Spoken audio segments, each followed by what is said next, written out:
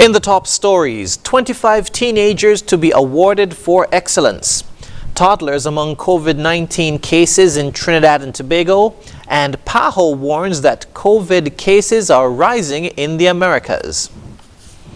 Hello and welcome to the ZIZ Midday Newscast. Today is Thursday, the 25th of November 2021. I'm Jason Davis. Nationally, later this evening, 25 teenagers will be recognized for excellence as the Ministry of Youth hosts the 25 Most Remarkable Teens Awards. The award recognizes the outstanding contributions of individuals between the ages of 12 and 19 years in traditional and non-traditional fields. These include academics, sport excellence, dance, volunteerism, personal decision to change, and most promising. According to Director of Youth Empowerment Pierre Liebert, the selection panel chooses well-rounded persons who are active in the community. The ceremony will be held during a special sitting of Parliament at the Rivers of Living Water Christian Center and will be broadcast live on ZIZ TV at 6:30 p.m. The communication and cultural gaps between law enforcement in St. Kitts and Nevis and the Spanish-speaking community are getting smaller as a result of concerted efforts of the police training school. The school's commandant, Inspector Sean Francis Edwards, said that Spanish was listed as a formal subject during the training of Course 45. The introduction of the language training is a direct result of the growing population of Spanish speakers living in the Twin Island Federation.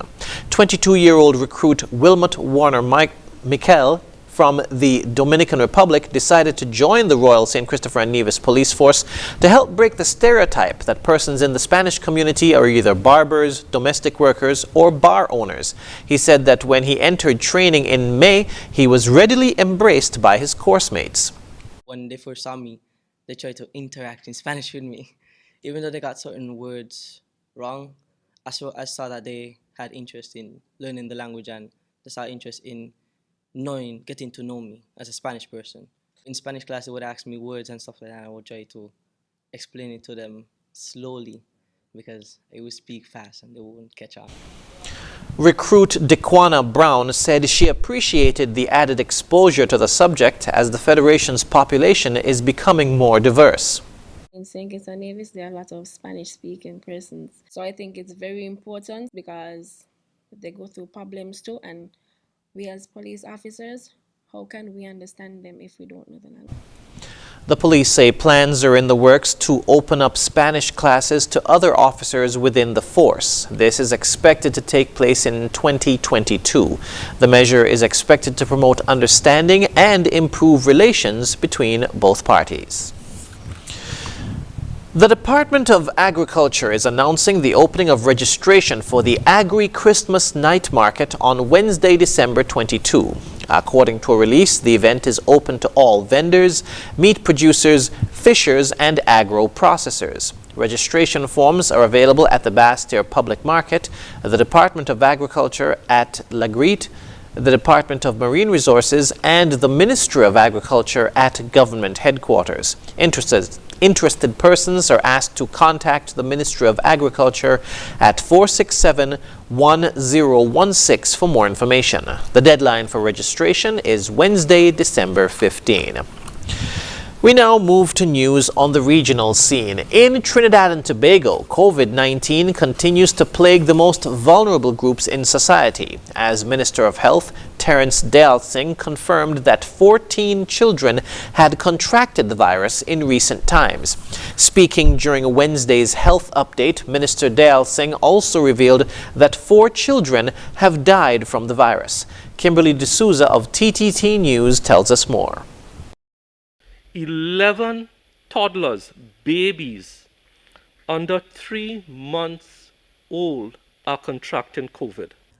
Over the past 3 months, a total of 14 children under the age of 1 have contracted the COVID-19 virus. Minister of Health Terence Dale-Singh said in many instances, the virus is coming into the homes of children, infecting them and sending them to the hospital. On examination, 50% of the parents are in fact COVID positive, and we don't have the hard number yet, but the vast majority is what we have been explaining to the country, unvaccinated. The pandemic has also spread to secondary schools. Data taken between the period November 15 to 19th revealed that 41 students and 43 staff members have contracted the virus. These patients are spread across several educational districts in the country, including Port of Spain, Caroni, and the Southeastern Division. Minister Dialsingh revealed that a total of 84 students are quarantined, with many more awaiting results. He also added that 4 children have succumbed to the virus. Given the statistics, he urged the population to get vaccinated in order to achieve herd immunity. The principle of herd immunity is that everybody in the herd who are vaccinatable should be vaccinated to prevent those who cannot be vaccinated from contracting COVID. Kimberly D'Souza, TTT News.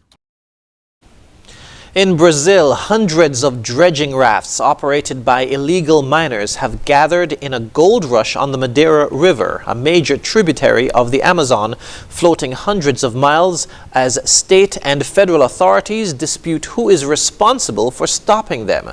More in this report. Hundreds of illegal miners are dredging for gold along the Midday River in Brazil's Amazon rainforest. A Reuters witness spotted plumes of exhaust coming from the rafts, indicating they're vacuuming the riverbed for the precious metal. No one is stopping them, as state and federal authorities dispute who is responsible. Danicle Aguiar is an activist with Greenpeace and says nearly 300 rafts have been there for at least 2 weeks. The impression that all this gives to everyone who looks on from afar is that the Amazon has truly become a free-for-all, where everyone does what they want, when they want to. There is no longer a discussion on whether the state or the law will prevail. In the spiral of destruction that the Amazon is facing, this is something that I've never seen before in the region, and I've seen a lot. Rumors triggered the gold rush a few weeks ago as world leaders gathered at the UN climate conference in Glasgow. While there, Brazilian President Jair Bolsonaro vowed to step up protection of the Amazon rainforest. But it seems no one is willing to crack down on this latest violation. A spokesperson for Brazil's Environmental Protection Agency, IBAMA, said responsibility rests with Amazonas state authorities, or IPAM. IPAM said in a statement that rafts were under federal jurisdiction, so it's up to the National Mining Agency to crack down. The National Mining Agency said it only oversees legal mining, while criminal activity was a matter for the police and courts. Federal police said it was looking into how to deal with the problem. Internationally, the Americas marked a 23% jump in new cases of COVID-19 last week, though most cases were recorded in the United States and Canada. Health officials in the U.S. are particularly concerned about another potential surge of infections as millions of Americans travel for the Thanksgiving holiday this week. Al Jazeera's Rob Reynolds reports. Holiday travel is expected to be near pre-pandemic levels this Thanksgiving, with air travel expected to be up 80% over last year. For some, it's the first time at crowded airports since the virus brought travel nearly to a halt. It's a little nerve-wracking. We have lots of hand sanitizer, lots of Lysol, lots of face masks. I'm honestly nervous to be in the airport. It's a lot of people, but there's good reason for that trepidation. Stay nice and relaxed. Although 195 million people in the U.S. are fully vaccinated, that's still under 60% of the total population. And COVID case rates are rising across the country, with 92,000 new cases and 1,000 deaths per day.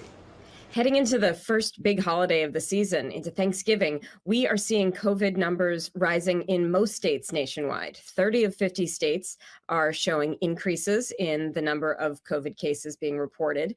And in the upper Midwest in particular, we're seeing a really severe outbreak.